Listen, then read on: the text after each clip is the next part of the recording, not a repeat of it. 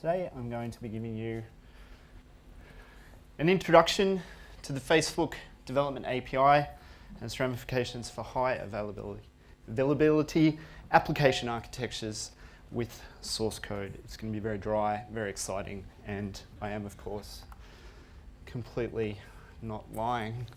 So basically, it's a high-level overview of what the hell we're talking about, with a little bit of application architecture stuff thrown in so that all this REST stuff and the API and all of these kind of things that you might go away with an idea of how this is going to fit into your environment, your application, or just some ideas to mull over. Toby Hede. I've been developing Facebook applications since pretty much it opened. It was all quite accidental. And now increasingly, it's the thing that I do. So lots of applications and lots of interest in this space. So what we basically have is Facebook. It's a lovely blue monolith, as we're all familiar with. Very neat, very structured. And you have something over here that you want to do something with. Of course, I've got a mouse up here, excellent. The thing that you're going to do something with is called Robot Zombie Vampires. It's a viral application that's going to take the world by storm. It's not a blue, nice block. It's a completely shambolic application that the teens will love. Of course, it's not blue. It's that's actually meant to be pink, but it's losing some of its effect. So you're all set. You've got this fantastic idea, Robot Zombie Vampires, teen market, it's locked up. What do we do next? Luckily, Facebook has this thing that we've been talking about today, the API. API is the Application Programming Interface, and it's basically the way that you can get information in and out of your Facebook, in and out of your application and into the Facebook kind of world. Fairly recent changes inside Facebook that I think we're really yet to see come to fruition in terms of the way people are going to use and think about it. We've got the profile, which we're all fairly familiar with, perhaps if you're here today. Here's one I prepared earlier. This is my good friend, hypothetical megastructure. That's the long story. So this is just your standard page. It's all very exciting, and it's all happening inside here. Where do I want to go? The thing that Facebook has just really started getting some leverage on is the thing called Pages. So this is really Facebook's attack on MySpace, essentially. So, and again, in the way that we kind of love and hate about the way Facebook goes around, it's totalitarian dictatorship. So you can't create your own kind of environment, really. It's a very structured, very measured approach to creating a page for something that's other than a personal profile. So the idea is a business. Here, this is a Gillette brand. A business or a band or a community group. I think Kevin Rudd had one in the election.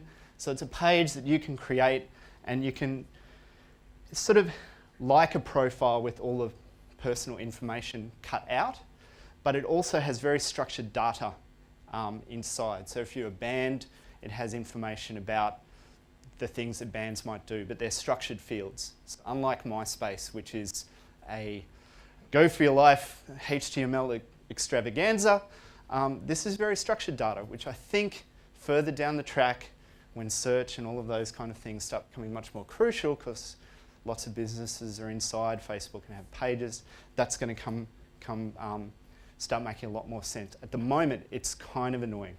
So anyway, here we go, back here.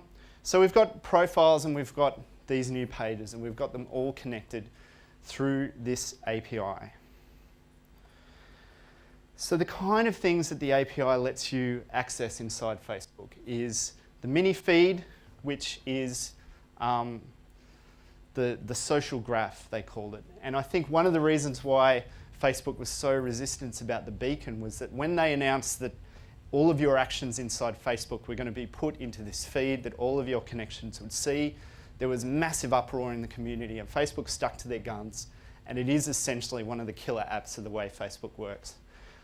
Most of the time, if you're a heavy user of Facebook, you're not actually on the profile pages, you're just in this feed and things come in from all around the place. News, you can post to the profile, increasingly less relevant. You can notify people. Facebook's just added a thing where people can now ignore en masse all of the notifications, so that's of dubious value at the moment. Photos, you have access to the galleries. You can store photos, which is handy because you're using Facebook's infrastructure. You can access the marketplace, so there is actually a sort of trading post style thing inside Facebook which has reasonably effective results if you've ever used it. And you can contribute to the navigation, again, that's sort of attached to the profile and the way things work. Unfortunately, it's not quite as simple as the beautiful boxes and jagged circles would have you believe. What's actually happening? The Facebook application has a canvas page. So whenever you navigate to an application, what essentially happens is Facebook is pulling into the canvas from your application some FBML, which is the Facebook markup language. So the markup language, if you've worked with HTML, is pretty much the same deal, but it has some things inside it that make it much more Facebook friendly. So you have, I was going to do this live, but anyway, you have things like tags like this. If you want to put a user or a username into your application, rather than it getting involved with querying the database or doing any of those kind of things, you just say, give me the name, this is their ID. It's got a bunch of things here. You can capitalize, you can make it possessive, you can do all of that kind of stuff. And Facebook renders that and outputs it to the page, to the canvas. So some of these things get quite sophisticated. So the friend selectors, the invite widget boxes, all of these kind of things these days are just tags that you put in. Give me the friend list of everyone in a nice Ajaxified search box, and it's just done. So those kind of things make it really worth your effort in looking at FBML. You can actually run the canvas as an iframe and just wrap your application. But then you lose some of those niceties.